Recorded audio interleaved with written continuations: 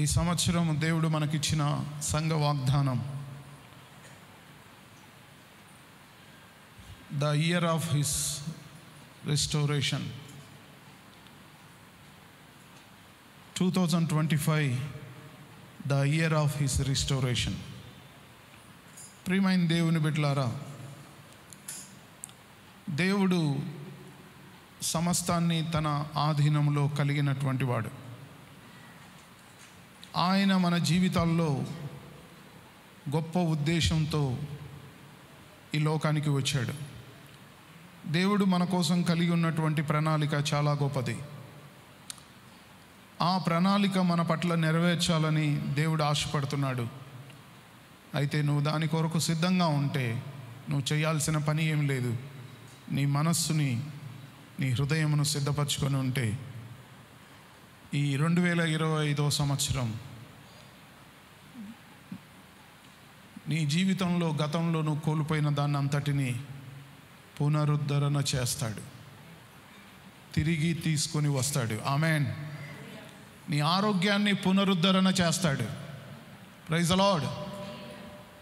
అపవాది నీ దగ్గర నుంచి దొంగిలించిన నీ ఆశీర్వాదాన్ని దేవుడు పునరుద్ధరణ చేస్తాడు. దేవుడు ఆయన దైవికమైనటువంటి క్రమానికి చెందినవాడు. దేవుడు దైవికమైన క్రమాన్ని కలిగినవాడు. దేవుడు ఆయన వాక్యానికి విరోధంగా ఏదీ చేయడు. ఆయన వాక్యము మనము నమ్మితే, ఆయన వాక్యము మనము హృదయంలో విశ్వసిస్తే, ఆయన వాక్యమును మనం పట్టుకుంటే దేవుడు మన జీవితాల్లో సమస్త కార్యాలు చేయడానికి ఇష్టపడుతున్నాడు. ప్రియమైన దేవుని బిడ్డలారా, విశ్వాసం లేని వాళ్ళ హృదయాల్లో దేవుడు ఎలాంటి కార్యం చేయలేడు. యేసుక్రీస్తు తన సొంత ప్రాంతానికి, అంటే తాను పుట్టిన ప్రాంతానికి వెళ్ళినప్పుడు, నీ దేవుడైన యెహోవాకు అసాధ్యమైంది ఏదైనా ఉన్నదా? నాకు అసాధ్యమైంది ఏదీ లేదని చెప్పిన దేవుడు తన సొంత ప్రజల దగ్గర కొన్ని అద్భుతాలు, ఆశ్చర్యాలు చేయలేకపోయాడు. ఏవో కొన్ని మాత్రం చేయగలిగాడు. కానీ ఆయన దేవుడు అక్కడ మహిమగల కార్యాలు చేయలేదు. ఎందుకు చేయలేదు? కారణము అంటే దేవుడు బలహీనుడు కాదు. ఆ ప్రజలు, వారి హృదయాల్లో దేవుని పైన విశ్వాసం వారికి లేదు. కీర్తన 91వ అధ్యాయంలో దేవుడు అనేక వాగ్దానాల్ని మనకు ఇచ్చాడు. అక్కడ దేవుడు 91వ కీర్తనలో దైవిక రక్షణ ఎలా ఉంటుందో చెప్పాడు. 91వ కీర్తన దైవిక రక్షణ గురించి మనకు చెప్పాడు. అపవాది కోరల నుండి, అపవాది బంధకాల నుండి మనల్ని ఎలా కాపాడుతాడో చెప్తూ ఉన్నాడు. దయ్యము నుండి మనల్ని ఎలాగో సంరక్షిస్తాడో చెప్తా ఉన్నాడు. ప్రియమైన దేవుని బిడ్డలారా, దేవుడు ఈ 91వ అధ్యాయంలో మనతో చెప్పినట్లుగా ఇవన్నీ మన జీవితంలో దేవుడు చేయాలి అంటే మన దృష్టి ఆయన మీద మనం పెట్టాలి. మన దృష్టిని ఆయన మీద పెట్టాలి. మనము ఆయనను స్తుతించాలి. దేవుని మనం స్తుతిస్తూ ఉన్నప్పుడు, దేవుని పైన మన దృష్టి కలిగి ఉన్నప్పుడు, ఆయన మన కొరకు తన వాగ్దానాలన్నీ నెరవేరుస్తాడు. ఈ 91వ కీర్తన మనం చదివితే ఇక్కడ అనేక విషయాలు దేవుడు మనతో మాట్లాడుతున్నాడు. అనేక విషయాలు మనకు చెప్తా ఉన్నాడు. వేటకాని ఊరిలో నుండి నిన్ను కాపాడుతానంటున్నాడు. నా చాటున నువ్వు ఉంటే, నువ్వు నన్ను నమ్ముకొని ఉంటే నేను నీకు ఆశ్రయంగా ఉంటానంటున్నాడు. చీకట్లో సంచరించే తెగులు, మధ్యాహ్నం పాడు చేయ రోగమునికి నువ్వు భయపడవు అంటున్నాడు. నీ కుడి పక్కన 1000 మంది పడ్డా, నీ ఎడం పక్కన 10,000 మంది పడ్డా అపాయం నీ యొద్దకు రాదు అంటున్నాడు. ప్రియమైన దేవుని బిడ్డలారా, మీరు సింహములను, నాగుపాములను త్రొక్కుదురు అంటున్నాడు.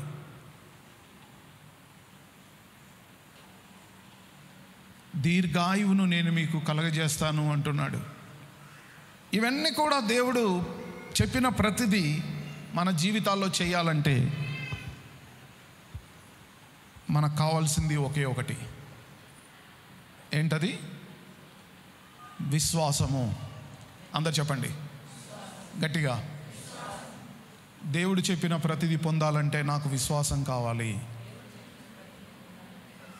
అందరు చెప్పండి గట్టిగా. హల్లెలూయా. దేవుడు చెప్పిన ప్రతిదీ నువ్వు పొందాలంటే నువ్వు విశ్వాసం కలిగి ఉండాలి. నీకు విశ్వాసం కావాలి అంటే విశ్వాసం ఎక్కడ తయారవుద్ది? విశ్వాసం ఎలా మనకు వస్తుందంటే విశ్వాసము వాక్యములో నుండే ఉద్భవిస్తుంది, వాక్యంలో నుండి పుడుతుంది. వాక్యము విశ్వాసాన్ని ఇస్తుంది. వినుట వల్ల విశ్వాసం కలుగును, వినుట క్రీస్తును గూర్చిన మాట వల్ల కలుగును. కాబట్టి నువ్వు దివారాత్రాలు ఆయన వాక్యాన్ని ధ్యానిస్తూ ఉంటే, అందుకే యెహోవా ధర్మశాస్త్రమునందు ఆనందించుచు దివారాత్రాలు దాన్ని ధ్యానించువాడు ధన్యుడు. ప్రియమైన దేవుని బిడ్డలారా, నువ్వు దేవుని వాక్యాన్ని దివారాత్రాలు నువ్వు ధ్యానిస్తూ ఉంటే నీకు కావాల్సినంత సమృద్ధి అయిన విశ్వాసం నీకు లభిస్తూ ఉంది. గొప్ప దేవుని విశ్వాసాన్ని నువ్వు కలిగి ఉంటావు.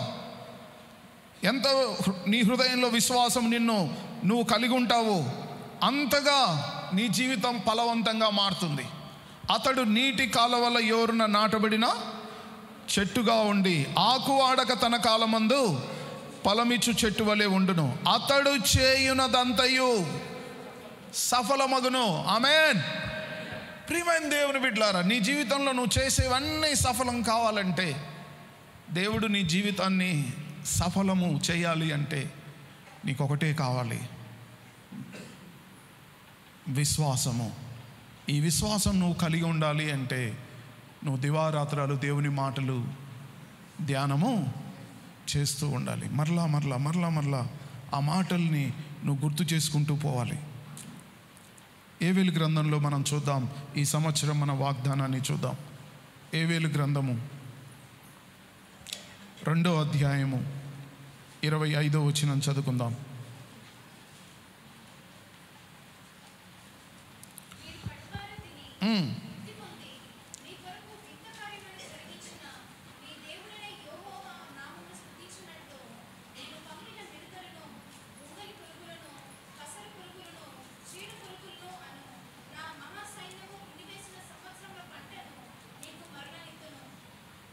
హల్లెలూయా. ప్రియమైన దేవుని బిడ్డలారా, ఇంగ్లీష్ బైబిల్లో ఒకరు చదవండి ఈ మాటని.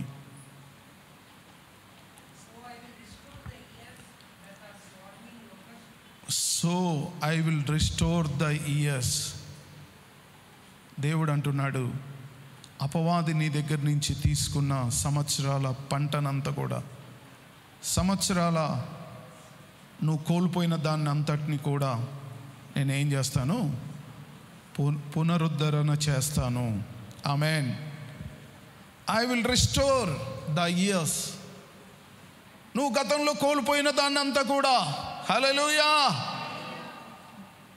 ప్రియమైన దేవుని బిడ్డలారా, అపవాది చేసే పని ఏంటంటే మనుషుల్లో నిరుత్సాహము, బలహీనత, లేకుంటే ఇంకా నా బ్రతుకు అయిపోయిందిలే, ఇన్ని సంవత్సరాలు నేను కోల్పోయాను కదా, ఇంకా నా జీవితం ఏముంది అని ఆలోచించే విధంగా మనుషుల్ని తీసుకొస్తాడు.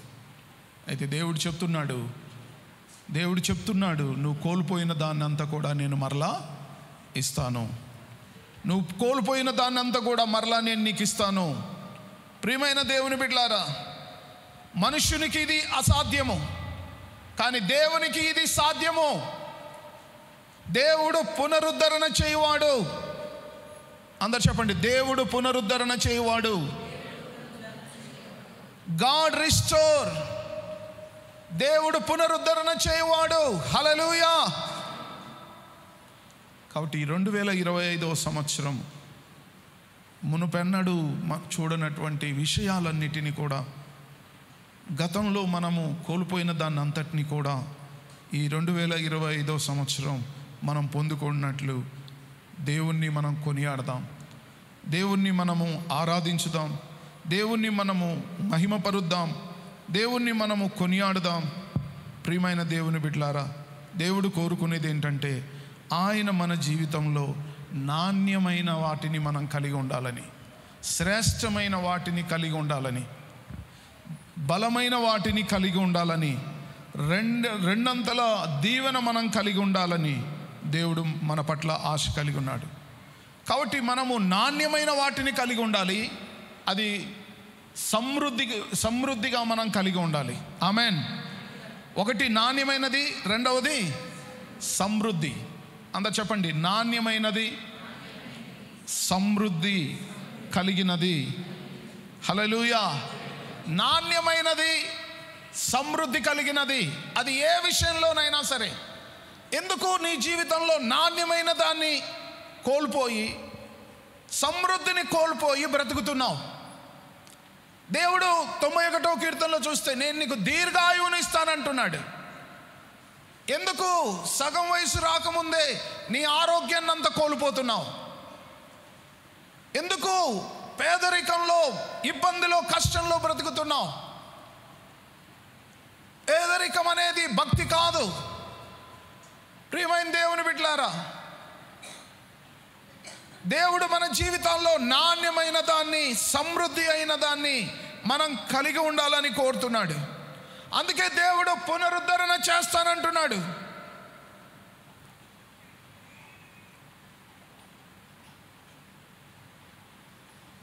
సిలువలో మన ప్రభు అయిన యేసు మన కోసం చూపిన ప్రేమ ఎంతో ఉన్నతమైంది. ఆయన మన విమోచన క్రయధనముగా తన ప్రాణాన్ని మన కోసం పెట్టాడు. మనలందరినీ ఒక్కసారి నీతిమంతులుగా మార్చాడు. ఆమెన్. మనందరము ఒక్కసారి నీతిమంతులుగా చేయబడ్డాం. ఒక్క మనుషుని బట్టి అందరము పాపులుగా చేయబడ్డాం. ఒక మనుషుని బట్టి అందరము నీతిమంతులుగా చేయబడ్డాం. ఆదామును బట్టి అందరము పాపులమైతే యేసుక్రీస్తును బట్టి అందరము నీతిమంతులుగా చేయబడ్డాం. హల్లెలూయా.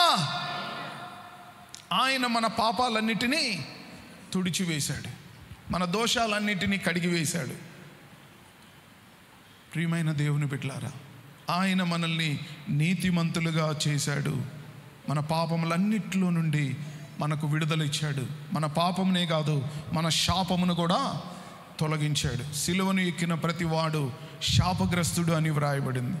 ఎందుకు ఆయన శాపగ్రస్తుడిగా మార్చబడ్డాడంటే మన పాపమును, మన శాపమును తొలగించడానికి.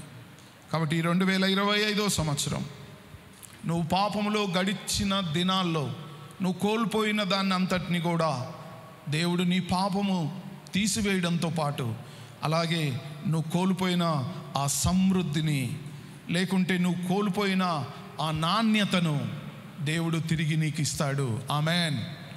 అంత చెప్పండి, నేను కోల్పోయిన నాణ్యమైన దాన్ని, నేను కోల్పోయిన సమృద్ధి అయిన దాన్ని దేవుడు నాకు ఇవ్వగలడు. నేను నమ్ముతున్నాను. ఆయన మంచివాడు. నా కోసము గత సంవత్సరాలని దేవుడు పునరుద్ధరణ చేయగలడు. హల్లెలూయా. ప్రియమైన దేవుని బిడ్డలారా, మన దేవుడు పునరుద్ధరణ చేసే దేవుడు, రిస్టోర్ చేసే దేవుడు. ఆయన మనం కోల్పోయిన దాన్ని అంతటినీ తిరిగి ఇచ్చే దేవుడు. యెషయా గ్రంథంలో కొన్ని మాటలు చూద్దాం. 42వ అధ్యాయము, యెషయా గ్రంథం 42వ అధ్యాయం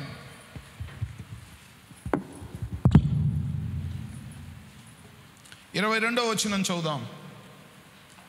అయినను ఈ జనము అపహరింపబడి దోపుడు సొమ్మాయను, ఎవరును తప్పించుకొనకుండా వారందరూ గుహలో చిక్కుబడి ఉన్నారు. వారు బందీ గృహములలో దాచబడి ఉన్నారు. ఏమయ్యారంటమ్మా ఈ జనము? దోపుడు సొమ్మయ్యారంట. 42వ అధ్యాయము 22వ వచనం. యెషయా గ్రంథం 42వ అధ్యాయము 22వ వచనం చదవండి మళ్ళీ ఒకసారి. అయినను అయినను ఈ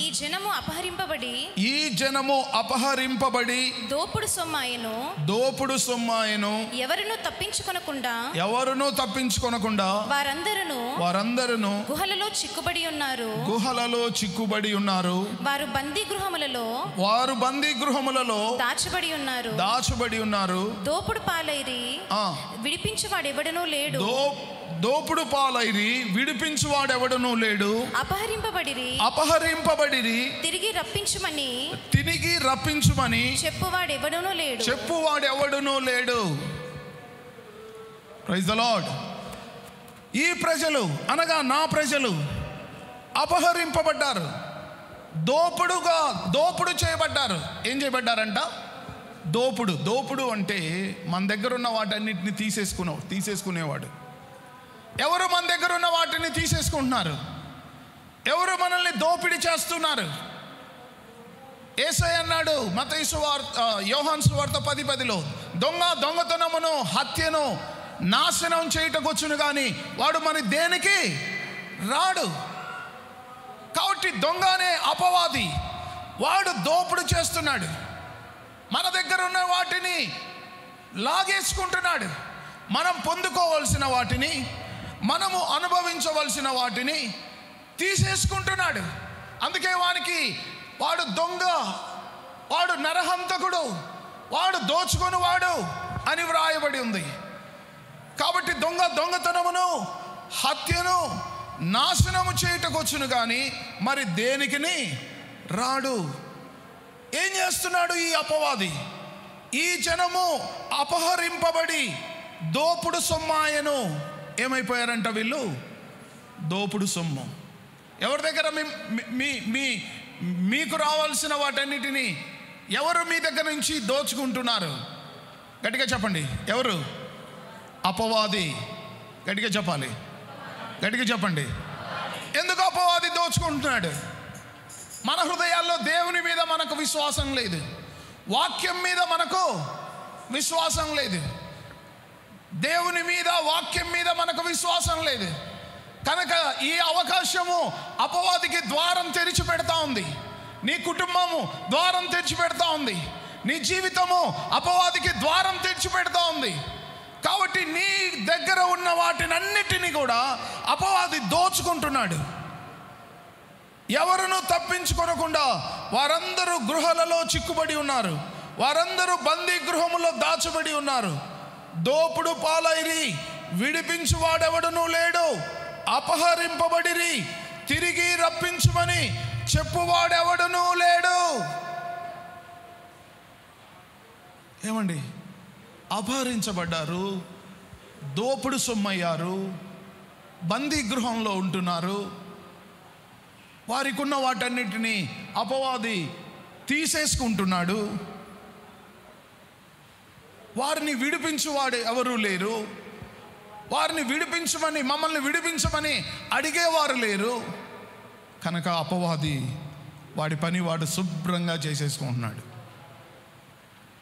వాడి పని యవనుల జీవితాల్లో వాడి పని వాడు చేసేస్తున్నాడు. స్త్రీ పురుషుల జీవితాల్లో వాడి పని వాడు చేసేస్తున్నాడు.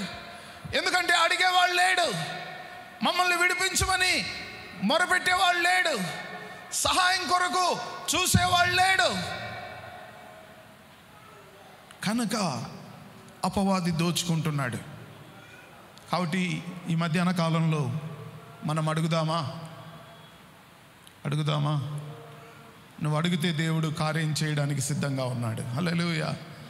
అడుగుడి మీకు, నన్ను అడుగు వారికి ఎంతో నిశ్చయముగా మంచి ఈవులను ఇస్తాను. మత్తయి సువార్త 7వ అధ్యాయంలో నన్ను అడుగు వారికి ఎంతో నిశ్చయముగా మంచి ఈవులను ఇస్తాను. నేను నీ కోసం అనేకమైన మంచి వాటిని కలిగి ఉన్నాను. ఆమేన్.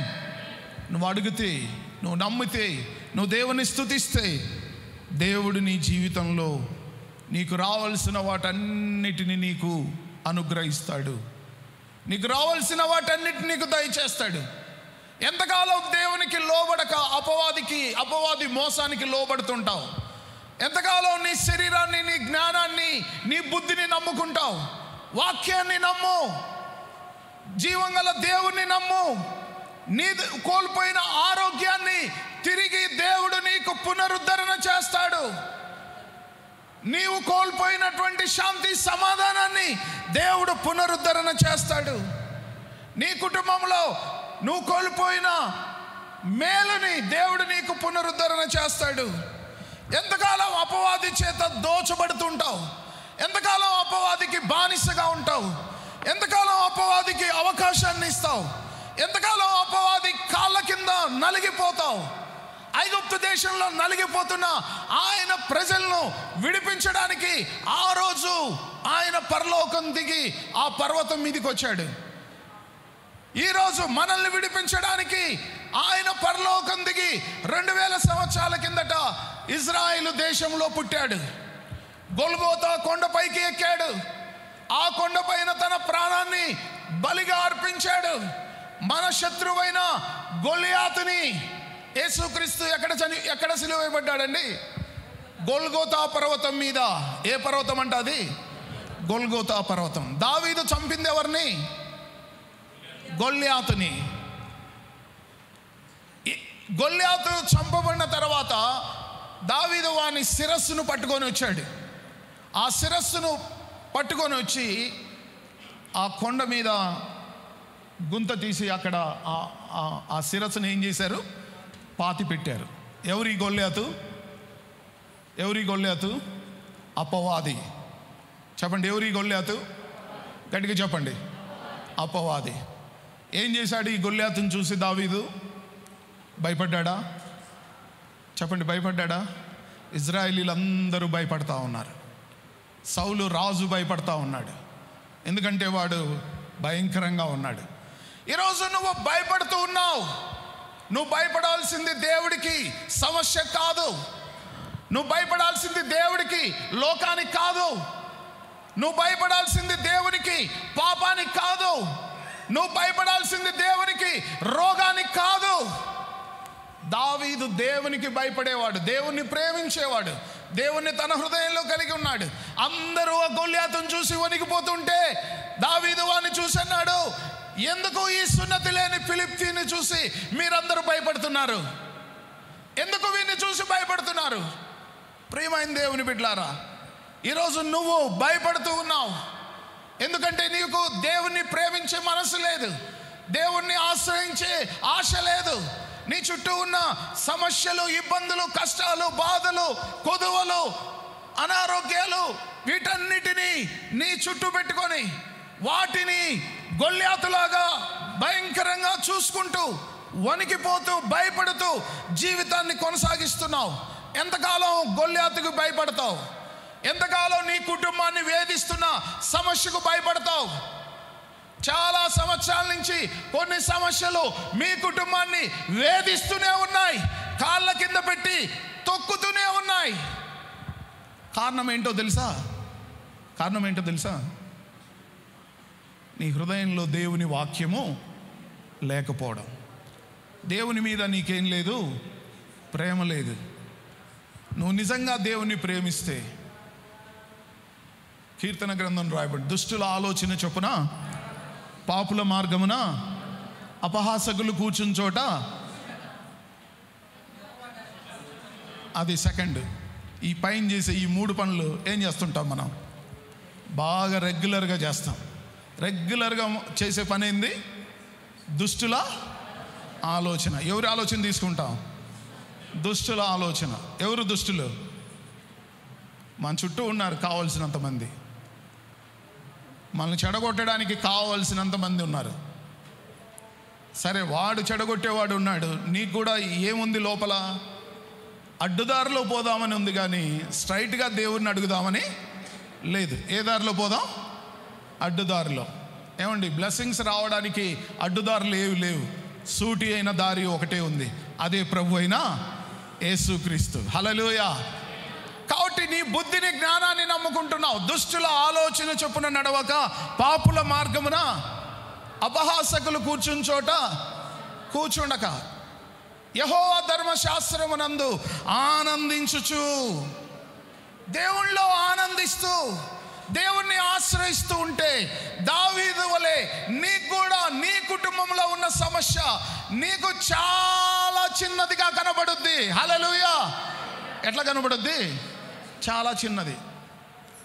ఏమండి, అందరి కళ్ళకు దావీదు కళ్ళకు ఈ సమస్య డిఫరెంట్గా ఉంది. అందరి కళ్ళకేమో గొల్యాతు వాడు పెద్ద రాక్షసుల్లాగా ఉన్నాడు. కానీ దావీదు కళ్ళకు వాడు ఎలా ఉన్నాడు? వాడు ఒక నలుసులాగా ఉన్నాడు. ఆమేన్. వాడు కుక్కలాగా ఉన్నాడు. ఎలా ఉన్నాడు చెప్పండి? వాడు అన్నాడు దావీదుని చూసి, ఏంట్రా నీ దగ్గర ఒక కత్తి లేదు, ఈట లేదు, డాలు లేదు, ఏ ఆయుధం లేదు, ఒక కర్ర పట్టుకొని చిన్న కర్ర ముక్క పట్టుకొని నా మీదకి ఇద్దానికి వచ్చావు, నేనేమైనా కుక్కను అనుకుంటున్నావా? ఏమన్నాడు గొల్యాతు? నేనేమైనా కుక్కను అనుకుంటున్నావా? ప్రియమైన దేవుని బిడ్డలారా, దావీదు దగ్గర ఉన్నాయి దేవుని వాక్యాలు. Praise the Lord. దేవుని వాక్యముతో నేను నీ మీదకి ఇద్దానికి వస్తున్నా. వాక్యం తీసుకొని కొట్టాడు, అంతే, గిరగిర తిరిగి నేలన పడ్డాడు. వాడి కత్తి తీసి వాని గొంతు నరికేశాడు. వాని తల తీసుకొని వచ్చాడు. ఇజ్రాయేలు దేశంలో ఒక కొండ మీద ఆ తలను పాతి పెట్టారు. అప్పటి నుండి ఆ కొండకు గొల్గోతా కొండ అని పేరు వచ్చింది. ఏం పేరండి ఆ పేరు? ఏం పేరు ఆ పేరు? మన రాజు వచ్చాడు 2000 సంవత్సరాల కిందట. మన కింగ్ వచ్చాడు. ఎవరు మన రాజు? యేసయ్య. హల్లెలూయా. మన రాజు వచ్చాడు. హల్లెలూయా. ఆయన దావీదు గొల్యాతును చంపితే ఈ సృష్టినంతా తన ఆధీనంలో పెట్టుకున్న లూసిఫర్ని, వాని సమూహాన్ని గొల్గోతా కొండ మీద ఆయన పాదాల కింద అణిచివేశాడు, చితక తొక్కాడు. గట్టి హల్లు చెప్దామా దేవుడికి? అందరం గట్టిగా చేతులెత్తి హల్లు చెప్దామా? హల్లెలూయా. ఎందుకు అపవాదిని యేసయ్య జయించాడు? వాని తలను చితక తొక్కాడు. గొల్యాతును చంపిన దగ్గరే అపవాది సమూహాన్ని, అపవాదిని తొక్కివేశాడు యేసయ్య. ఎందుకు ఇవన్నీ ఆయన చేశాడంటే మన కోసమేనండి, నీ కోసమే. చెప్పండి, నా కోసమే. గట్టిగా.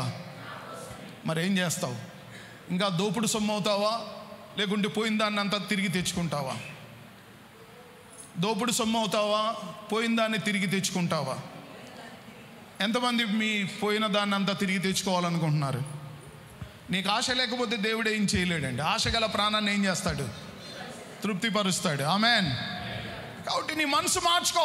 ఎంతకాలం మోసం, నిన్ను నువ్వు మోసం చేసుకుంటున్నావు. మోసపోకండి. దేవుడు వెక్కిరించబడ్డు, నిన్ను నువ్వే మోసం చేసుకుంటున్నావు. దేవునికి లోబడు. యథార్థంగా దేవునికి నీ హృదయాన్ని అర్పించు. దేవుణ్ణి విశ్వసించు. దేవుడు ఆ దోపుడు సొమ్ము నుండి, ఆ దోపుడు అనుభవం నుండి, ఆ బందిబోటు చేతుల్లో నుండి నిన్ను, నీ కుటుంబాన్ని విమోచించాలని కోరుతున్నాడు. అపవాది చాలా బలహీనుడు. అపవాది చాలా బలహీనుడు. ఎందుకంటే మనము ఆరాధిస్తున్న దేవుడు సర్వశక్తిమంతుడు. కాబట్టి ఆయన నీ జీవితంలో కార్యం చేయాలంటే నువ్వు ఆయనకు అప్పగించుకోవాలి. అందుకే కీర్తన 23వ అధ్యాయం 3వ వచనంలో ఒక మాట రాయబడింది. చూడండి, కీర్తన 23వ అధ్యాయం 3వ వచనం.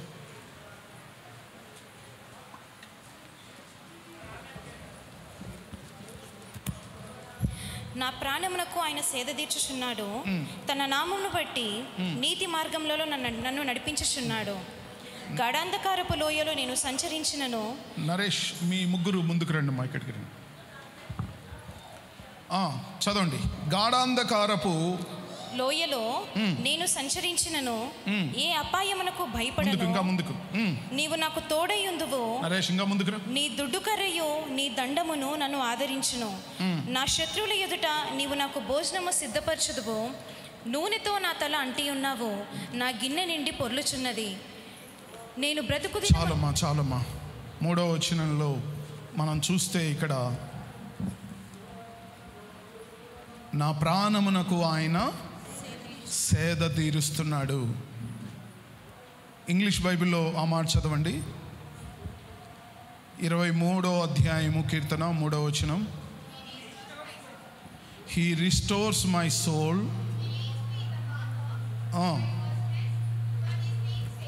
హల్లెలూయా. ఏమంటున్నాడు ఇక్కడ? He restores my soul. తర్వాత ఎదురులే, ఇప్పుడు అవసరం లేదు. ఉన్న వాళ్ళందరూ లైన్లో కూర్చోబెట్టండి. అక్కడ వద్దులే, తీసి జస్ట్ ఆ బ్యాక్ ఉన్న వాళ్ళందరూ నేనుకిరా. మనోహర్ ముందుకురా. ప్రసాద్ ప్లీజ్ అమ్మ ముందుకురా, ముందుకు రండి.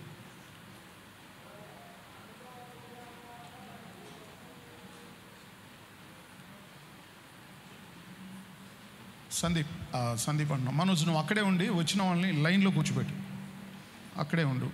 వాక్యం వింటూ ఎక్కడ పడితే అక్కడ కూర్చోకుండా లైన్లోకి తీసుకొచ్చు. ఎక్కడ ఖాళీ ఉంటే అక్కడ కూర్చోబెట్టు. He restore my soul. ఆయన నా ప్రాణమునకు సేద తీర్చుచున్నాడు. అందరు చెప్పండి, ఆయన నా ప్రాణమును సేద తీరుస్తున్నాడు. ప్రియమైన దేవుని బిడ్డలారా, నీ మనస్సులో నీ హృదయంలో ఉన్న ఆందోళన కలవరం తీసేయి. నీ గలిబిని తీసేయి. ఎంతకాలము గలిబిలితో కలవరంతో ఆందోళనతో ఉంటావు? ఎంతకాలం నీ బుద్ధిని నమ్ముకుంటావు? నీ జీవితం పాడు చేసేది నీ తెలివి. నీ జీవితం పాడు చేస్తుంది నీ ఆలోచన. నీ జీవితాన్ని పాడు చేస్తుంది నీ జ్ఞానం. దేవుని వైపు తిరుగు. దావీదు అంటున్నాడు, యెహోవా నా కాపరి, నాకు లేమి కలగదు. హల్లెలూయా. ఇర్మియా గ్రంథంలో చూద్దాం, 30వ అధ్యాయం 17వ వచనం. ఇర్మియా గ్రంథం 30వ అధ్యాయము 17వ వచనం.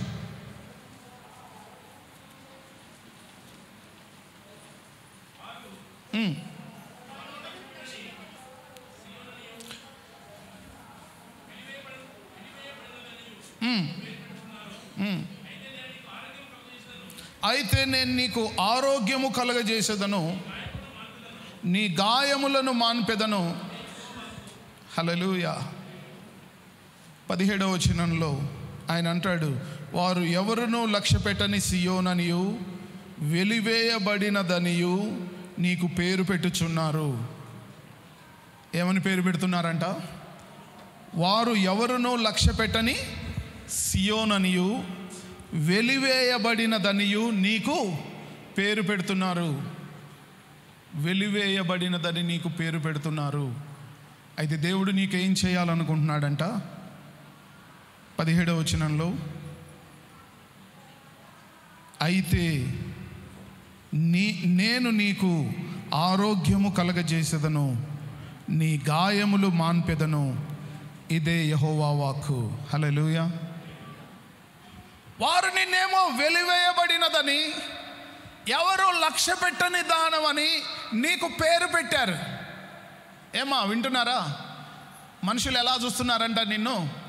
వెలివేయబడినది, ఎవరు లక్ష్య పెట్టనిది అని నిన్ను డిసైడ్ చేశారు. ఎవరు? నీ చుట్టూ ఉన్న మనుషులు. అయితే దేవుడు ఏమంటున్నాడో తెలుసా? అయితే నేను నీకు ఆరోగ్యము కలగజేసేదను, నీ గాయములు మాన్పెదను. ఇదే యెహోవా వాక్కు. ఇంగ్లీష్ బైబిల్లో ఉంది, for I will restore health to you, heal your wounds. నీ గాయాలను నేను స్వస్థపరుస్తాను, నీ ఆరోగ్యాన్ని నేను పునరుద్ధరణ చేస్తాను. ఆమేన్. దేవుడు మన గాయాలను కడతానంటున్నాడు, మన ఆరోగ్యాన్ని పునరుద్ధరణ చేస్తానంటున్నాడు. అయితే ప్రజలు నిన్ను గురించి ఏమంటున్నారంటే, నువ్వు వెలివేయబడిన దానవని, నువ్వు తిరస్కరించబడిన ఎన్నికలేని దానవని ప్రజలు నిన్ను చూస్తూ ఉంటే, దేవుడు మాత్రము ఆయన నీకు ఆరోగ్యాన్ని కలగజేస్తానని, నీ గాయములను ఏం చేస్తానంటున్నాడు? స్వస్థపరుస్తానని దేవుడు సెలవిస్తున్నాడు. నా ప్రియమైన సోదరుడా సోదరి, చాలా సంవత్సరాల నుంచి పీడించబడుతున్న వ్యాధి నుండి, సమస్య నుండి విడుదల పొందాలనుకుంటున్నావా? నువ్వు స్వస్థపరచబడాలనుకుంటున్నావా? యేసయ్య కోనేటి దగ్గర ఉన్న ఒక వ్యక్తి దగ్గరికి వెళ్ళాడు. ఆ వ్యక్తి 38 సంవత్సరాల నుంచి ఉన్నాడు. ఎన్ని సంవత్సరాలు? 38 సంవత్సరాలు. 38 సంవత్సరాల నుంచి బాగుపడాలని ఆ కోనేటి దగ్గర కూర్చున్నాడు. కానీ అతను కోనేటిలో దిగే లోపల ఇంకొకరు ఎవరో వెళ్ళి దిగుతున్నారు, బాగైపోతున్నారు. ఇతనికి ఛాన్స్ రావట్లేదు. ఇక ఏం జరిగిందో తెలుసా? యేసయ్య వచ్చాడు ఒకరోజు ఆ కోనేటికి. హల్లెలూయా. యేసయ్య ఆ కోనేటికి వచ్చాడు. వచ్చి ఏమడిగాడు ఆ వ్యక్తిని? నువ్వు స్వస్థపడాలనుకుంటున్నావా? ఆమేన్. ఎంతమంది మీలో ఆరోగ్యంగా ఉండాలనుకుంటున్నారు? చేయొద్దండి ఒకసారి. నువ్వు కోల్పోయిన ఆరోగ్యాన్ని ఎంతమంది వెనక్కి తీసుకోవాలనుకుంటున్నారు? చేయొద్దండి చూద్దాం. హల్లెలూయా. నమ్ముతావా దేవుణ్ణి? నమ్ముతావా దేవుణ్ణి? నువ్వు కోల్పోయిన దాన్ని మళ్ళా దేవుడు నీకు ఇవ్వాలనుకుంటున్నాడు. నేను నీ గాయములు మాన్పెదను, నేను నీ రోగములను స్వస్థపరిచెదను. I will restore your health, I will heal your wounds. నీ గాయాలను నేను స్వస్థపరుస్తాను, నీ ఆరోగ్యాన్ని నేను పునరుద్ధరణ చేస్తాను. ప్రియమైన దేవుని బిడ్డలారా, ఈ ప్రపంచం నిన్ను వేరుగా అనుకోవచ్చు, ఈ ప్రపంచం నిన్ను అవమానించవచ్చు, వారు నిన్ను తక్కువగా చూడవచ్చు. కానీ దయగల దేవుడు మాత్రం ఆయన నిన్ను స్వస్థపరుస్తాను, నీ గాయాలను స్వస్థపరుస్తాను, నీ ఆరోగ్యాన్ని పునరుద్ధరణ చేస్తానంటున్నాడు. ఆమేన్. మోసే చనిపోయేటప్పుడు జబ్బు చేసి చనిపోలేదండి. మోసే చనిపోయేటప్పుడు 120 సంవత్సరాల తర్వాత ఆయన ఏమయ్యాడు? చనిపోయాడు. కానీ ఆయన సమాధి ఎక్కడ ఎవరికి తెలీదు, ఎలా చనిపోయాడో కూడా తెలీదు. కానీ ఆయన మాత్రం జబ్బు చేసి చనిపోలేదండి. బైబిల్ చెప్తా ఉంది 120 సంవత్సరాల్లో కూడా మోసే ఆరోగ్యంగా ఉన్నాడు. హల్లెలూయా. ఏ బలహీనత ఆయన శరీరంలో లేదు. కాలేబు 85 సంవత్సరాలప్పుడు నేను 40 సంవత్సరాల వాని వలె ఇప్పుడు కూడా యుద్ధం చేయగలను అన్నాడు. ఆమేన్. ఎన్ని సంవత్సరాల వయసులో? 85 సంవత్సరాల వయసులో. ఏ బలం కలిగి ఉన్నాడంట? 40 years, 40 సంవత్సరాల బలాన్ని, ఆరోగ్యాన్ని కలిగి ఉన్నాడు. నువ్వెందుకు బలహీనమవుతున్నావు? నువ్వెందుకు అనారోగ్యంతో సమస్యతో ఉంటున్నావు? దేవుడు కాలేబు దేవుడే మన దేవుడు, మోసే దేవుడే మన దేవుడు, ఇజ్రాయేలు దేవుడే మన దేవుడు. హల్లెలూయా. దావీదు దేవుడే, చెప్పండి, మన దేవుడు. కాబట్టి నువ్వెందుకు దోపుడు సొమ్ము అవుతావు? నువ్వెందుకు అపవాదికి దొంగిలించబడే బానిసమవుతావు?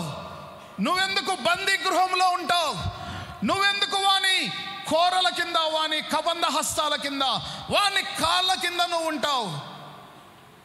దేవుడు శీఘ్రముగా అపవాదిని మన కాళ్ళ కింద చితక తొక్కిస్తానని వాగ్దానం చేశాడు.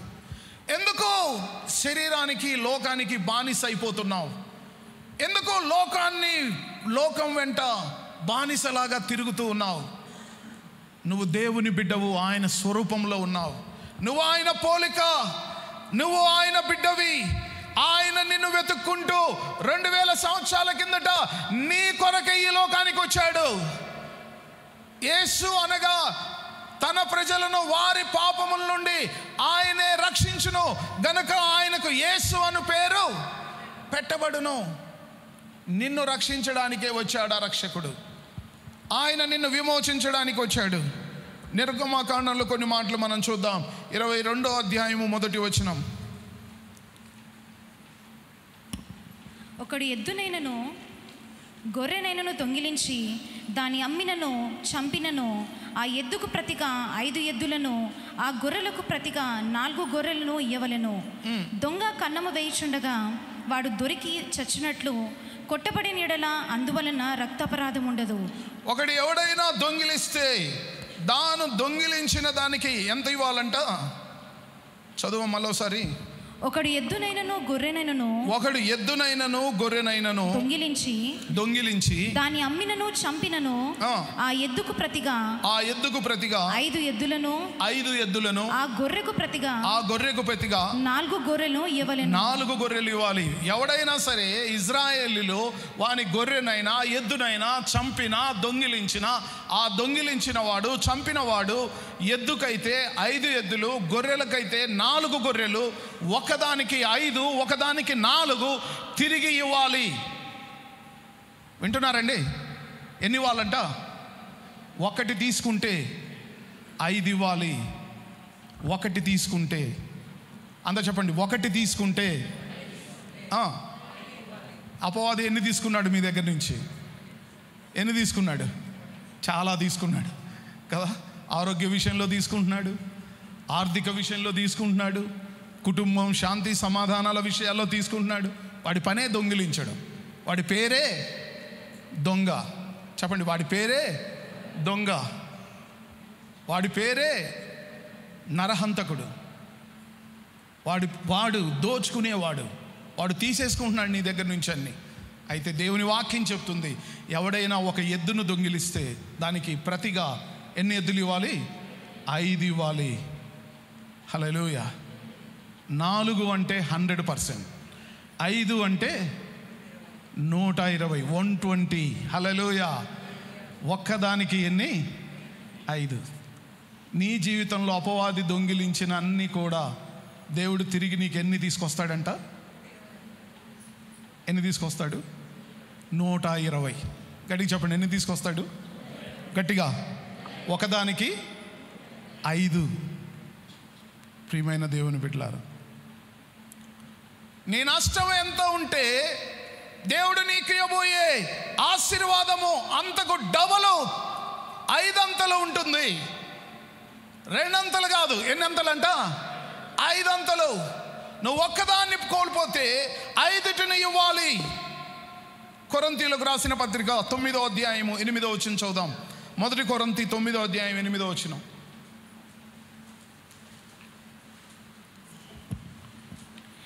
ఈ మాటలు లోకాచారమును బట్టి చెప్పుచున్నావా? ధర్మశాస్త్రము కూడా వీటిని చెప్పుచున్నది కదా. కళ్ళము త్రొక్కుచున్న ఎద్దు మూతికి చిక్కము పెట్టవద్దు అని మోషే ధర్మశాస్త్రంలో వ్రాయబడి ఉన్నది. దేవుడు ఎడ్ల కొరకు విచారించుచున్నాడా? దేవుడు ఎడ్ల కొరకు విచారణ చేస్తున్నాడా? కేవలం మన కొరకు దీన్ని చెప్పుచున్నాడా? ఇది చెప్పుచున్నాడా? అవును, మన కొరకే కదా ఈ మాట వ్రాయబడెను. ఏలయనగా దున్నువాడు ఆశతో దున్నాలి.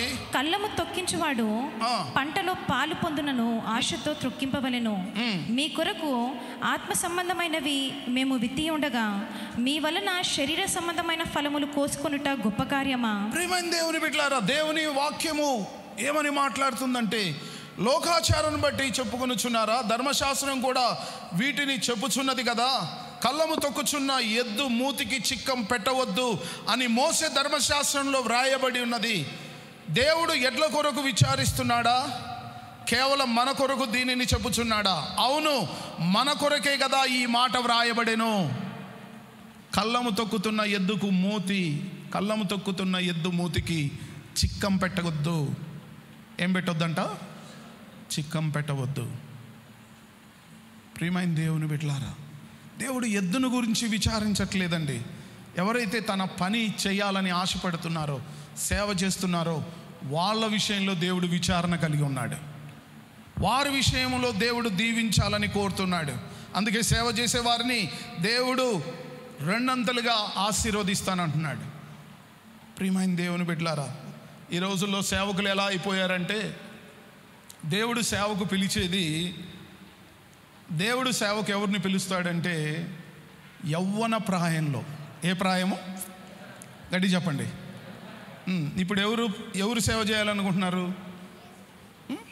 ఎక్కడ ఏ జాబు దొరకని వాడు ఏం చేయాలనుకుంటున్నాడు? సేవ చేయాలనుకుంటున్నాడు. ఏ జాబు దొరకలేదనుకోండి, ఇంకెక్కడ ఇంకా ఆల్టర్నేటివ్ ఫ్రీగా దొరికేది ఏంది? ఫ్రీ జాబ్ ఏంది? సేవ. ఏ జాబ్ దొరకనోడు అన్నిట్లో అన్ఫిట్ అయ్యి, లేకుంటే అన్నిట్లో అవకాశం లేక కోల్పోయినవాడు ఇప్పుడు సేవ చేయాలనుకుంటున్నాడు. అట్టేటోళ్ళు సేవకు వస్తున్నారు. ఇంకా ఎలాంటి వాళ్ళు వస్తున్నారు సేవకు తెలుసా? జీవితం అంతా 50-60 సంవత్సరాలు ఒక ఉద్యోగం చేసి 50-60 సంవత్సరాలు ఒక ఉద్యోగం చేసి ఆ ఉద్యోగం అంతా, ఆ యవ్వనం అంతా ఎవరి కోసం కష్టపడి, తన భార్య కోసం, తన పిల్లల కోసం, తన వ్యక్తిగత వృద్ధి కోసం కష్టపడి అంతా అయిపోయి ఇక ప్రశాంతంగా రెస్ట్ తీసుకునే టైంలో యాడికి వస్తామంటున్నారు? సేవకు వస్తామంటున్నారు.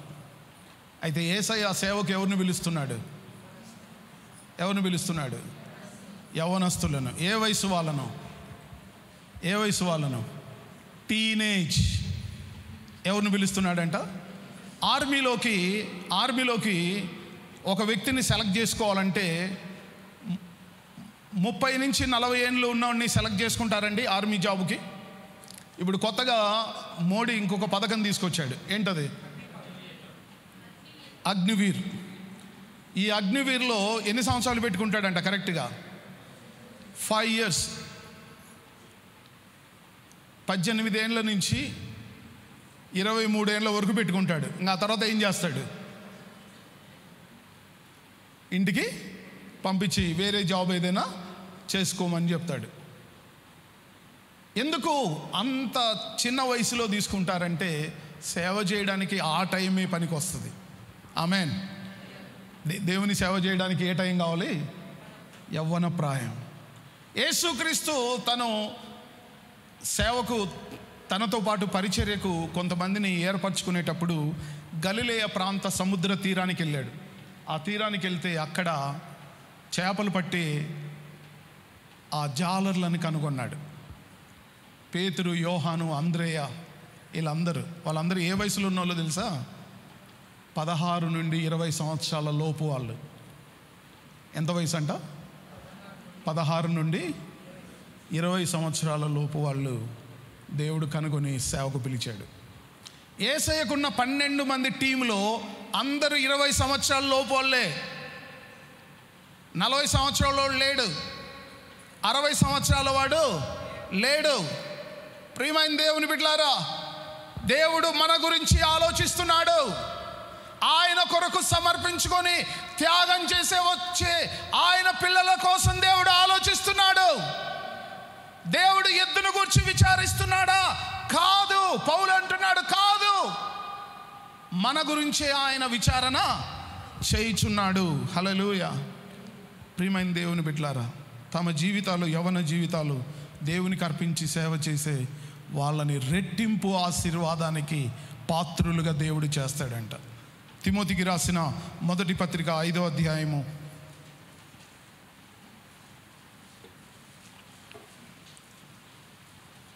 17-18 వచనాలు చదువుదాం. తిమోతికి రాసిన మొదటి పత్రిక 5వ అధ్యాయము. బాగుగా పాలన చేయు పెద్దలను, విశేషముగా వాక్యమందును ఉపదేశమందును ప్రయాసపడు వారిని రెట్టింపు సన్మానముకు పాత్రులుగా ఎంచవలెను. రెట్టింపు సన్మానానికి పాత్రులుగా ఎంచవలెను. ఇందుకు నూర్చెడి ఎద్దు మూతికి చిక్కము వేయవద్దు అని లేఖనము చెప్పుచున్నది. మరియు పనివాడు తన జీతమునకు పాత్రుడు. 2-3 సాక్షులుంటేనే కానీ పెద్దల మీద దోషారోపణ అంగీకరింపకుము. ప్రియమైన దేవుని బిడ్డలారా, పౌలు అంటున్నాడు, వారికి రెట్టింపునివ్వండి. 5వ అధ్యాయం 17వ వచనంలో ఆయన అంటాడు, బాగుగా పాలన చేయు పెద్దలను, విశేషముగా వాక్యమందును ఉపదేశమందును ప్రయాసపడు వారిని రెట్టింపు సన్మానమునకు పాత్రులుగా ఎంచవలెను. ఇందును గూర్చి, ఇందుకు నూర్చెడి ఎద్దు మూతికి చిక్కం వేయవద్దు అని లేఖనము చెప్పుచున్నది. పనివాడు తన జీతమునకు పాత్రుడు. హల్లెలూయా. ప్రియమైన దేవుని పిల్లారా, దేవుడు తన పని చేస్తున్న వారిని రెట్టింపు ఆశీర్వాదాన్ని ఇస్తాడంట. హల్లెలూయా. ఈ లోకంలో దేవుడు నమ్మదగిన దేవుడు అండి. తన్ను ప్రేమించే వారిని ఎవరిని కూడా ఆయన విడిచిపెట్టడు. తన కోసం సమర్పించుకొని సమస్తాన్ని వదిలిపెట్టి సేవకు వచ్చిన వారిని విడిచిపెట్టడు. అలాగే తనను నమ్ముకొని జీవితాలు అప్పగించుకొని ఆయన వెంబడించే వారిని ఆయన ఏమాత్రము విడిచిపెట్టాడు. లేవికాండంలో కొన్ని మాటలు మనం చూద్దాం. లేవికాండము 5వ అధ్యాయము 14వ వచనం చూద్దాం. మరియు యెహోవా మోషేకు ఇలాగ సెలవిచ్చెను, ఒకడు యెహోవాకు పరిశుద్ధమైన వాటి విషయములో పొరపాటున పాపము చేసిన ఎడల తాను చేసిన అపరాధమునకు నీవు ఏర్పరచు వెల చొప్పున పరిశుద్ధమైన తులముల విలువగల నిర్దోషమైన పొట్టేలును మందలో నుండి అపరాధ పరిహారార్థ బలిగా యెహోవా యొద్దకు వాడు తీసుకుని రావలెను. అపరాధ పరిహారార్థ బలిగా ఆ గొర్రె పిల్లను తీసుకురావాలి. ఎవరి గొర్రెపిల్ల తెలుసా? కలంకము లేనిది, మచ్చ లేనిది, ఏ జబ్బు లేనటువంటి పవిత్రమైన నిష్కలంకమైన గొర్రెపిల్ల. ఆ గొర్రెపిల్లే మన ప్రభు అయిన యేసయ్య. హల్లెలూయా. ఆ గొర్రెపిల్లే మన ప్రభు అయిన యేసయ్య. ఏమైంది ఈ గొర్రెపిల్ల అంటే, మనందరి జీవితాలను వెలిగించడం కోసం ఆ గొర్రెపిల్ల 2000 సంవత్సరాల కిందట మన కొరకు ప్రాణం పెట్టింది. హల్లెలూయా.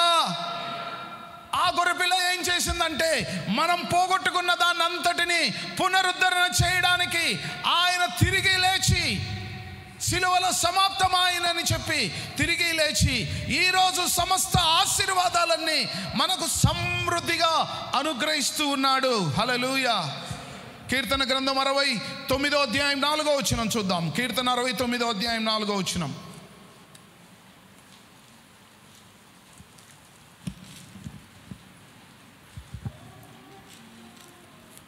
కీర్తన 69 4వ వచనం.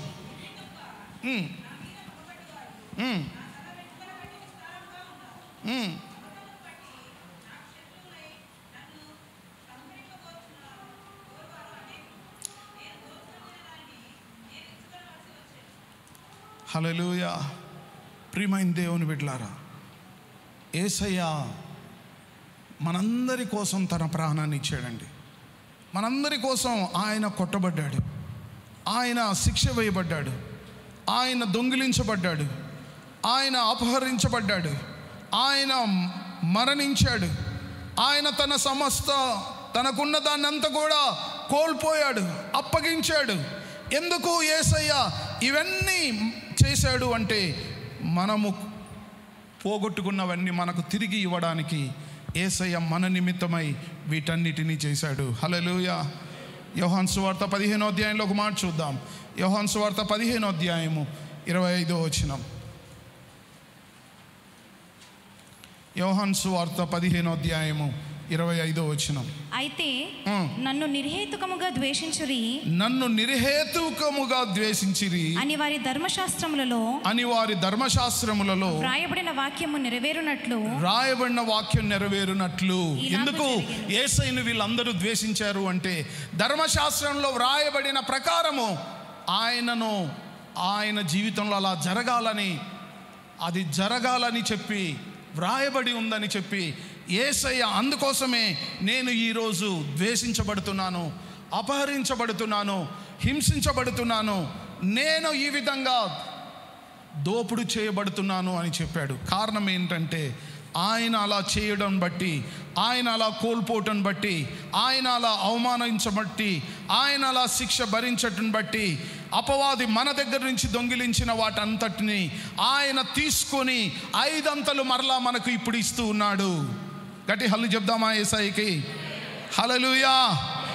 మనము నీతిమంతులుగా మారడానికి పాపము లేనటువంటి ఆయన మన నిమిత్తము ఏమయ్యాడు? పాపిగా మారాడు. మనం పాపులము, ఆయన నీతిమంతుడు. అయితే అలాంటి నీతిమంతుడు పాపిగా మారడానికి కారణము పాపులమైన మనల్ని నీతిమంతులుగా చేయాలని. ఏ రోగము లేనటువంటి వాడు, ఏ బలహీనత శరీరంలో లేనటువంటి వాడు మన జబ్బులన్నీ, మన రోగాలన్నీ తన మీద వేసుకొని భరించాడు.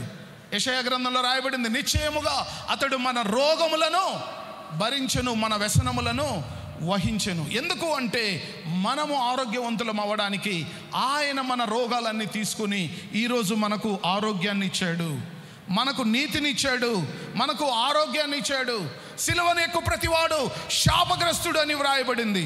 ఆయన ఎందుకు శాపగ్రస్తుడయ్యాడు అంటే అబ్రహాము ఆశీర్వాదాలకి మనము అర్హులం అవ్వాలని ఆయన శాపగ్రస్తుడిగా మార్చబడ్డాడు. గట్టిగా చేతులెత్తి యేసయ్యకు హల్లెలూయా చెప్దాం. హల్లెలూయా. ఆయన మనయన్ని తన శరీరంలో భరించి మనకు 5 అంతలు తిరిగి తీసుకొని వచ్చి మనకిస్తూ ఉన్నాడు. అందరూ చెప్పండి, యేసయ్య నాకు 5 అంతలు తీసుకొని ఇస్తున్నాడు. హల్లెలూయా.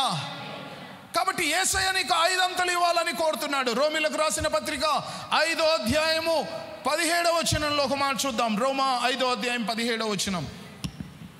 మరణము ఒకని అపరాధం మూలమున వచ్చినదై ఆ ఒకని ద్వారానే ఏలిన ఎడల కృపా బాహుల్యమును నీతి దానమును పొందువారు జీవం గలవారై మరి నిశ్చయముగా యేసుక్రీస్తును ఒకని ద్వారానే యేసుక్రీస్తు అను ఒకని ద్వారానే ఏలుదురు. అందరూ చెప్పండి, ఏలుదురు. గట్టిగా చెప్పండి, గట్టిగా చెప్పండి, గట్టిగా చెప్పండి. ఏలుతారా, ఏలబడతారా? గట్టిగా. ప్రియమైన దేవుని బిడ్డలారా, నువ్వు ఏలాలని చెప్పి ఆయన నీ కోసమై తను బందీగా బానిసగా మార్చబడ్డాడు. ఆయన బొచ్చు కత్తిరించు అని ఎదుట గొర్రె మౌనంగా ఉన్నట్లు తల వంచుకొని నిలబడ్డాడు. ఎందుకు అంటే ఇక్కడ మనం చూస్తున్నాం, మరణము ఒకని అపరాధం వలన వచ్చినదై ఆ ఒకని ద్వారానే ఏలిన ఎడల. మరణం ఎవరి ద్వారా వచ్చిందంట? ఒకని ద్వారా. ఎవరు ఆ వ్యక్తి? ఆదాము. ఆదామును బట్టి మనందరము దేనికి వారసులమయ్యాం? పాపానికి, మరణానికి. అందరూ చెప్పండి, దేనికి వారసులమయ్యాం? పాపానికి, మరణానికి. పాపానికి, మరణానికి వారసులమయ్యాం. అయితే ఆ ఒకని ద్వారానే ఏలిన ఎడల కృపా బాహుల్యము నీతి దానం పొందువారు జీవం గలవారై నిశ్చయముగా యేసుక్రీస్తు అను ఒకని ద్వారానే ఇప్పుడు ఏలుదురు. మరణము ఒకని ద్వారా ప్రపంచాన్ని ఏలింది. మరణము ఒకని ద్వారా, పాపము ఒకని ద్వారా ప్రపంచాన్ని ఏలింది. అయితే ఇంకొక ఆయన వచ్చాడు. ఆయనే ప్రభు అయిన యేసు. ఆ యేసు అని ఆయన కృపా బాహుల్యాన్ని తీసుకొచ్చాడు. అంత చెప్పండి, ఏం తెచ్చాడంట? గట్టిగా చెప్పండి, మీ పక్కనున్న వాళ్ళతో చెప్పండి. హల్లెలూయా. కృపా బాహుల్యము. ఆ కృపా బాహుల్యాన్ని తెచ్చి నీతిని దానంగా ఇచ్చాడు మనకి. చెప్పండి, నీతిని ఎలా ఇచ్చాడంట? దానం అంటే ఫ్రీగా మనందరికీ నీతిని ఇచ్చేశాడు. నీతిని మనం ధరించుకుంటున్నాం. పాపులమైన మనము నీతిని ధరించుకుంటున్నాం. మన పాపములు కప్పబడి అవి వేర్లతో సహా తీసివేయబడ్డాయి. మనము నీతిని ధరించుకుంటున్నాం. కృపా బాహుల్యమును నీతి దానమును పొందువారు జీవం గలవారై. ఏం కలిగి ఉన్నామంటే ఇప్పుడు మనం జీవము, శక్తి, జీవం గలవారమై మరి నిశ్చయముగా యేసుక్రీస్తు అనే ఒకని ద్వారా ఏం చేస్తాం? మనం ఏలుదుము. హల్లెలూయా. అందరూ చెప్పండి, ఏలుదుము. మనము 5 అంతలు వెనక్కి తీసుకోబోతున్నాం. హల్లెలూయా. ఎన్నంతలంట? గట్టిగా. నువ్వు పోగొట్టుకున్న దాన్ని 5 అంతలుగా దేవుడు నీకు ఇవ్వబోతున్నాడు. నువ్వు పోగొట్టుకున్న దాన్ని 5 అంతలుగా నువ్వు తీసుకోబోతున్నావు. దానికి కారణము మన ప్రభు అయిన యేసయ్య. ఆయన నిర్దోషమైన గొర్రెపిల్ల, నిష్కలంకమైన గొర్రెపిల్ల, ఏ పాపము లేని గొర్రెపిల్ల. ఆ గొర్రెపిల్ల మన కోసం ప్రాణార్పణగా చేయబడి ఇప్పుడు మనకు గొప్ప ఆశీర్వాదాన్ని, విడుదలని, రక్షణని ఆయన మనకు అనుగ్రహించాడు. కాబట్టి మన నష్టానికి చాలా చాలా చాలా చాలా మనం పొందబోతున్నాం. ఆమేన్. చెప్పండి, నా నష్టానికి చాలా చాలా చాలా తిరిగి నేను పొందబోతున్నాను. హల్లెలూయా. ఏం నష్టపోయావు? ఆరోగ్యమా, శాంతి సమాధానమా, సమృద్ధి, అబ్రహాము దీవెనల, సంతోషమా, నాణ్యత? దేవుడు మనకిచ్చిన 2 విషయాలు ఉన్నాయి, నాణ్యత, సమృద్ధి. అందరూ చెప్పండి, నాణ్యత, సమృద్ధి. నా మాటలు జాగ్రత్తగా ఆలకించిన ఎడల మీరు ఏం భుజిస్తారు? మంచి పదార్థములు, శ్రేష్టమైన వాటిని. చెప్పండి, ఏం తింటామంట మనం? మంచి పదార్థాలు, శ్రేష్టమైన వాటిని. శ్రేష్టమైనవంటే నాణ్యమైనవి. గట్టిగా చెప్పండి, ఏంటవి? గట్టిగా చెప్పండి, నాణ్యమైనవి. రెండవది సమృద్ధి. Praise the lord. ఎందుకు నువ్వు కలిగి ఉండొద్దు? ఎందుకు నువ్వు అవి తీసుకోవద్దు? ఎందుకు నువ్వు అవి నీ జీవితంలో వాటిని అనుభవించకూడదు? యేసయ్య నీ కోసం వాటిని ఇవ్వడానికి ప్రాణం పెట్టాడు, వాటిని నీకు దయచేయడానికి ప్రాణం పెట్టాడు. చూద్దాం ఇప్పుడు కీర్తన 23లోకి వెళ్దాం ఒకసారి. చివరిగా మనం ప్రార్థనలోకి వెళ్ళబోయే ముందు కీర్తన 23వ అధ్యాయం 1వ వచనం చదువుదాం. యెహోవా నా కాపరి, నాకు లేమి కలుగదు. పచ్చిక గల చోట్లను ఆయన నన్ను పరుండ చేయుచున్నాడు. ఎక్కడ పరుండ చేస్తున్నాడంట? గట్టిగా చెప్పండి. పచ్చిక గల చోట్ల ఆయన నన్ను పరుండ చేస్తున్నాడు. శాంతికరమైన జలముల యొద్ద నన్ను నడిపించుచున్నాడు. శాంతికరమైన జలముల యొద్ద ఆయన నన్ను ఏం చేస్తున్నాడు? నడిపిస్తున్నాడు. నా ప్రాణమునకు ఆయన సేద తీర్చుచున్నాడు. నా ప్రాణానికి ఆయన సేద తీరుస్తున్నాడు. తన నామమును బట్టి నీతి మార్గములలో నన్ను నడిపిస్తున్నాడు. గాఢాంధకారపు లోయలో. హల్లెలూయా. ప్రియమైన దేవుని బిడ్డలారా, ఏం చేస్తున్నాడంట? యెహోవా నా కాపరి, నాకు లేమి కలుగదు. అందరు చెప్పండి, యెహోవా నా కాపరి, నాకు లేమి కలగదు.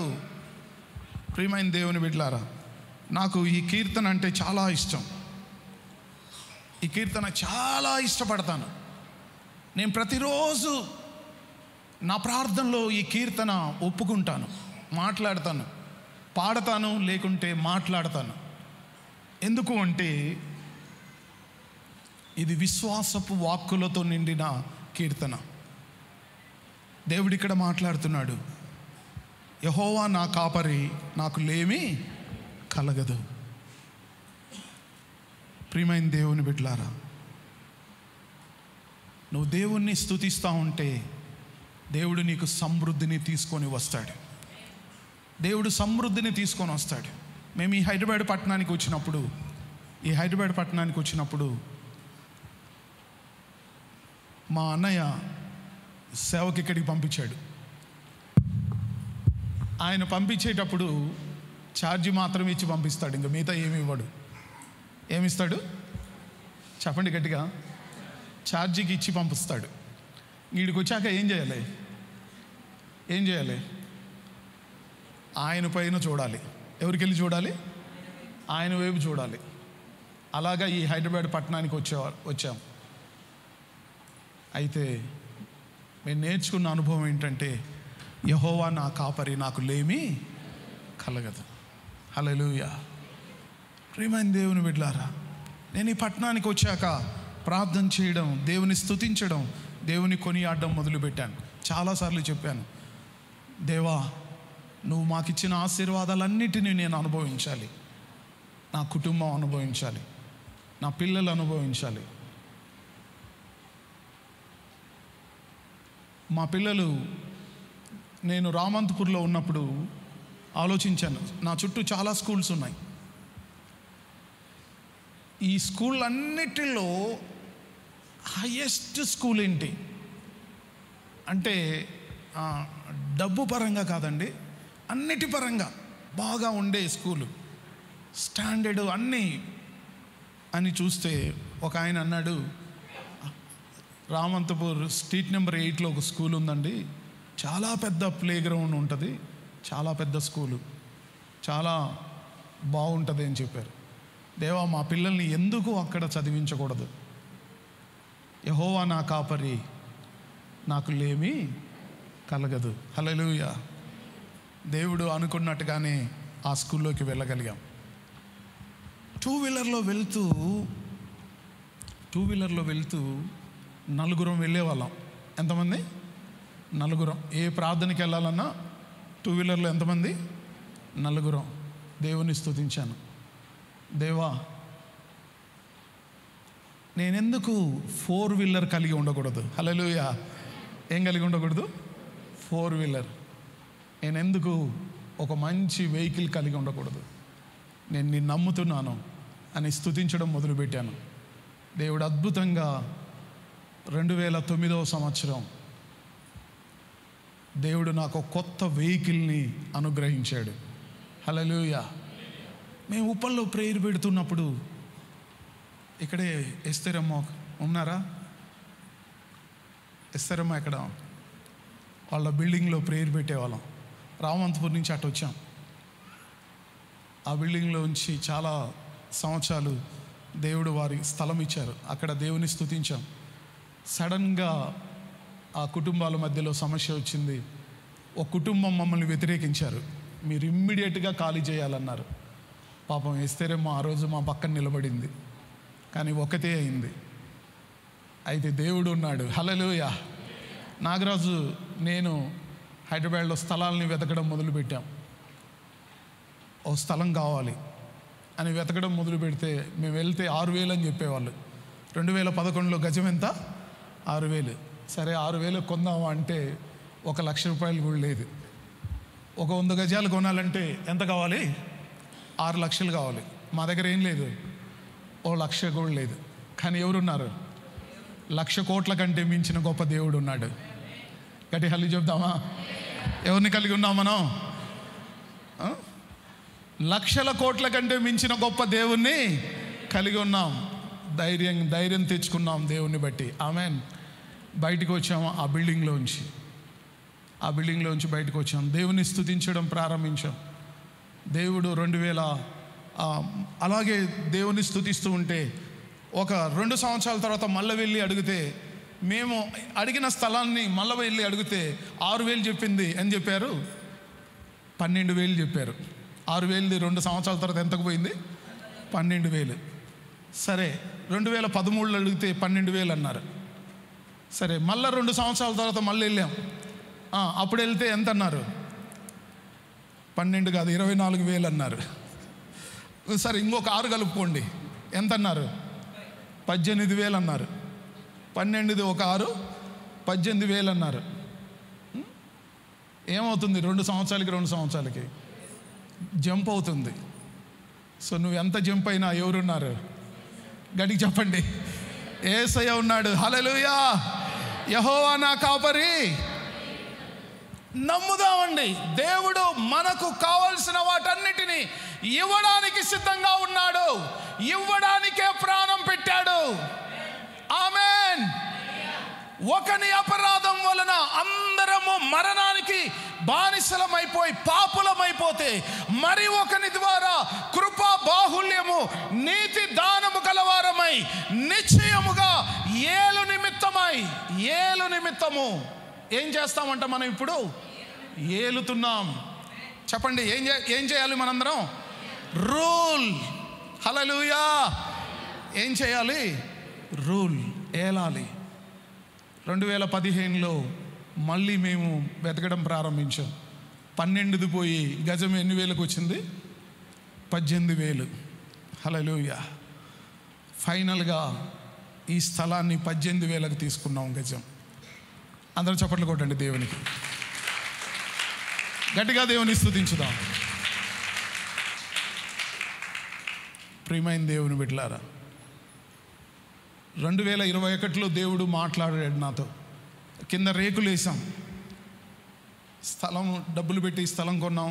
ఇక కట్టడానికి, బిల్డింగ్ కట్టడానికి అప్పుడు డబ్బులు లేవు. సరే ఒక 50,000 మా దగ్గర ఉన్నాయి. పాస్టమ్ గారు అన్నారు, నువ్వు ముందు స్టార్ట్ చేయి, 50,000తో దేవుడే కొనసాగిస్తాడు. సరే స్టార్ట్ చేసాం. 5 లక్షలతో ఆ రేకులు వేసేసాం. అది కంప్లీట్ అయిపోయింది. 2016లో ఇక్కడ వర్షిప్ స్టార్ట్ చేసాం. ఆ రేకులు కింద ప్రార్థన జరుగుతూ వచ్చేది. కరోనా వచ్చింది 2019. కరోనాలో దేవుని వాక్యం చెప్పింది, వారు కరువు దినంలో సమృద్ధి కలిగి ఉందరు. హల్లెలూయా.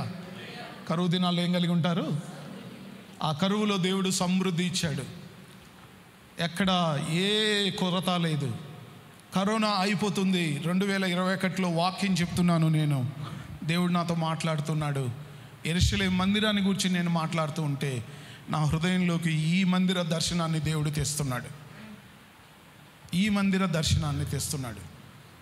వెంటనే దేవుని స్తుతించాను. దేవా, ఈ మందిరం కట్టమని నువ్వు నాతో చెప్తున్నావు. నాకు కావాల్సినవన్నీ నువ్వు సిద్ధంగా ఉంచావు. నాకు ఇవ్వగల దేవుడు. 2021 డిసెంబర్లో ఈ రేకులు తీసేసి పునాదికి తవ్వినాక ఆ స్ట్రక్చర్ చూస్తే ఇంజనీర్ ఇచ్చింది.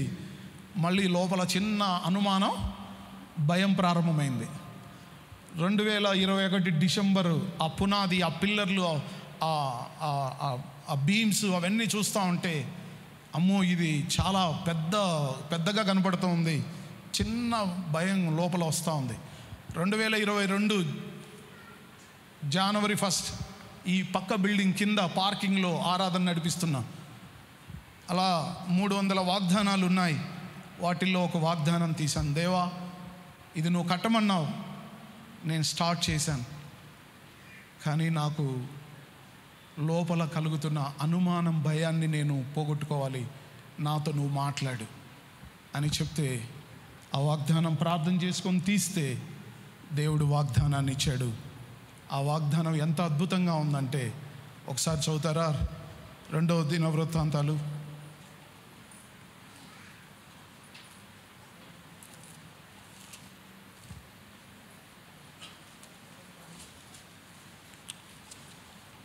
1వ దినవృత్తాంతాలు చూడండి.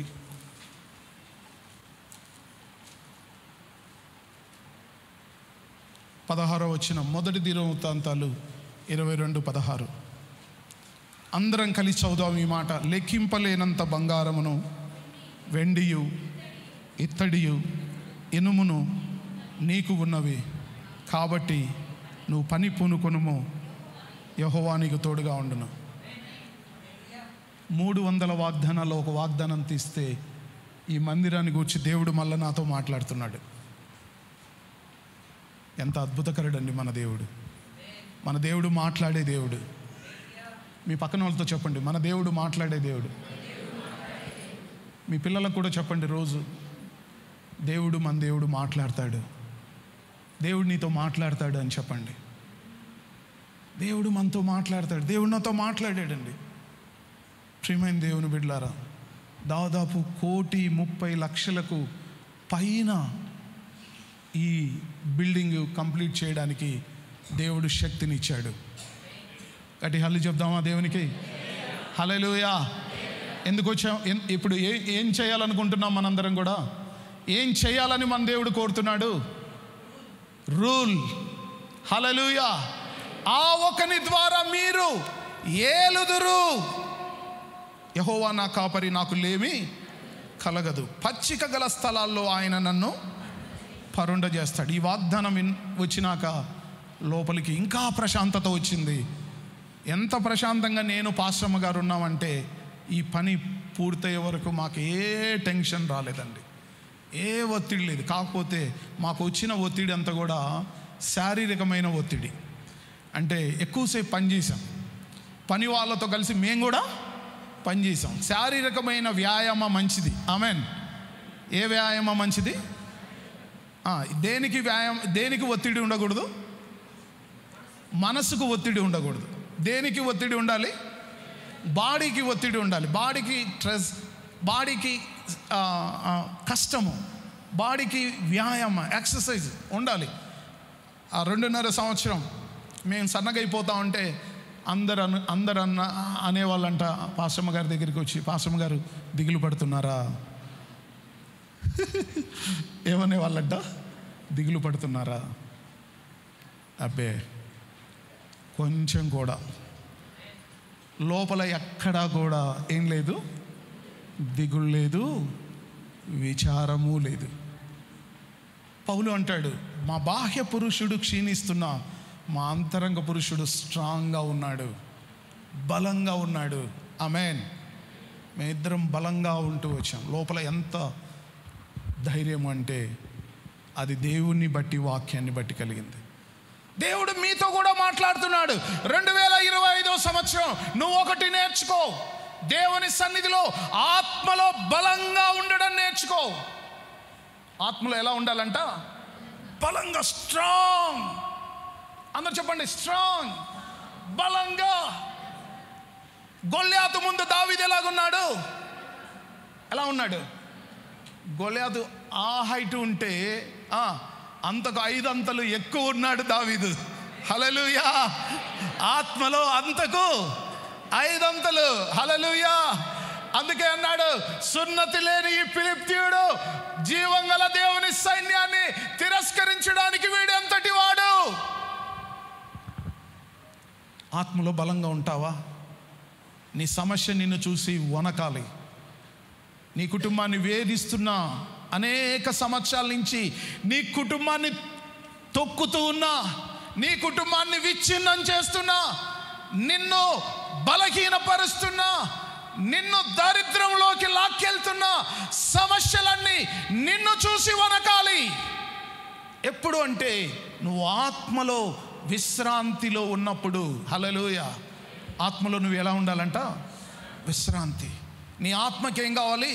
మంచి ఆహారం, బలమైన ఆహారం తీసుకొని నువ్వు స్ట్రాంగ్గా, బలంగా లోపల ఉండాలి. అందుకే దేవుడు అంటాడు, యెహోవా నా కాపరి, నాకు లేమి కలగదు. పచ్చిక గల స్థలాల్లో ఆయన నన్ను పరుండ చేస్తున్నాడు.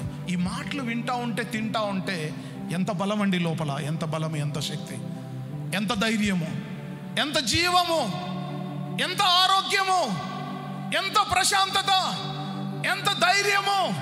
హల్లెలూయా. విశ్రాంతి. ఆయన నా ప్రాణము నాకు సేద తీరుస్తున్నాడు. నా ప్రాణాన్ని ఏం చేస్తున్నాడు? రిస్టోర్, పునరుద్ధరణ చేస్తున్నాడు. ఆమేన్. ఈ బిల్డింగ్ స్టార్ట్ చేసినప్పుడు చిన్న భయము లోపల పెట్టాలని అపవాది ట్రై చేశాడు. దేవుని వాక్యం ముందుకు వచ్చింది, ఆ భయం కాస్త ఎగిరిపోయింది. లోపల ఆత్మ ఏమైంది? రిస్టోర్, పునరుద్ధరణ. దేవుని బలముతో, దేవుని శక్తితో నిలబడ్డాం. హల్లెలూయా. పుష్కలంగా ఆహారం. ఏ ఆహారం అంట? పుష్కలమైన ఆహారం. గట్టిగా చెప్పండి, గట్టిగా చెప్పండి. పుష్కలమైన ఆహారం, బలమైన ఆహారం తీసుకొని ఆత్మలో ధైర్యంగా, విశ్రాంతిగా, ధైర్యంగా, విశ్రాంతిగా. మీ పక్కన వాళ్ళతో చెప్పండి, ధైర్యంగా, విశ్రాంతిగా, ధైర్యంగా, విశ్రాంతిగా. నువ్వు ఈ 2025లో కొనసాగితే గనక నీ చుట్టూ నువ్వు కోల్పోయిన దాన్ని అంతటిని కూడా స్వాధీనం చేసుకోబోతున్నావు. దయచేసి అందరూ లేచి నిలబడదాం, అందరూ లేచి నిలబడదాం, అందరూ లేచి నిలబడదాం. Praise the lord. Hallelujah, hallelujah. Glory Jesus. నా ప్రియమైన సహోదరి, సోదరుడా, ఈ మధ్యాహ్న కాలంలో దేవుడు నీతో మాట్లాడుతూ ఉన్నాడు. హల్లెలూయా, హల్లెలూయా. దేవుడు నీతో మాట్లాడుతూ ఉన్నాడు. ఎంతకాలం నీ బుద్ధిని, జ్ఞానాన్ని నమ్ముకొని నీ జీవితాన్ని దుర్భరం చేసుకుంటావు?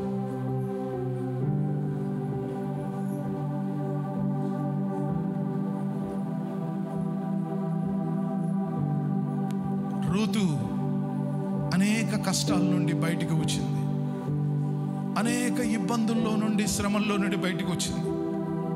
ఆమె జీవితము ఎటు చూసినా నిరుత్సాహము, నిస్సహాయత. ఎటు చూసినా ఆమెకు ఎలాంటి ఆదరణ లేదు. తన భర్తను కోల్పోయింది. తనకున్న అత్తగారు ముసలితనంలో ఉన్నారు. తనకు ఏ విధమైనటువంటి ఆశలు లేదు. కానీ రూతు అక్క ఏం చేసిందంటే, లోకంలో ఉన్న దాన్ని ప్రేమించి, లోకాన్ని ఆశ్రయించి, లోక స్నేహాన్ని కోరుకొని నయోమికి ముద్దు పెట్టి ఆమెను వదిలిపెట్టి వెళ్ళిపోయింది. కానీ రూతు చెప్తా ఉంది, నయోమి రూతుతో అంటుంది, రూతు నీ అక్క వెళ్ళిపోయింది, నువ్వు కూడా వెళ్ళిపో, నువ్వు కూడా ఏదో ఒక దారి చూసుకో, ఏదో ఒక విధంగా నువ్వు నీ బ్రతుకును కొనసాగించడానికి వెళ్ళిపో. అయితే రూతు అంటుంది, అమ్మా నీవు నన్ను నీ దగ్గర నుంచి వెళ్ళిపోమని చెప్పొద్దు. నువ్వు వృద్ధాప్యంలో ఉండొచ్చు, నా భర్త చనిపోయి ఉండొచ్చు, నా చుట్టూ నాకు ఎలాంటి ఆశ లేకపోయి ఉండొచ్చు, నువ్వెప్పుడు కూడా ఆ మాట అనవద్దు. నీ దేవుడే నా దేవుడు, నీ జనమే నా జనము, మరణం తప్ప నిన్ను నన్ను ఏది వేరు చేయకూడదు.